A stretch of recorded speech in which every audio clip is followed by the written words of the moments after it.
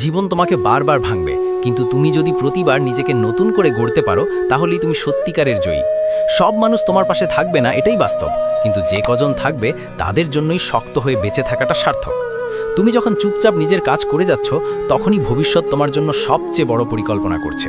কখনো নিজের কষ্টকে ছোট করে দেখো না, এই কষ্টই একদিন তোমাকে এমন শক্তি দেবে যা কেউ কল্পনাও করতে পারবে না।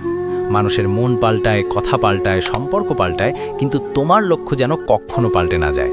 সব প্রশ্নের উত্তর এখন লাগবে না, কিছু উত্তর সময় দেবে, তুমি শুধু বিশ্বাসটা ধরে রাখো। যে মানুষ একা দাঁড়াতে শেখে সে আর কখনো ভেঙে পড়ে না। একাকিত্ব কখনো দুর্বলতা নয়, এটা শক্তির প্রশিক্ষণ। আজ তুমি যেভাবে নিজেকে সামলাচ্ছ, একদিন সেটাই হবে অন্যের অনুপ্রেরণা।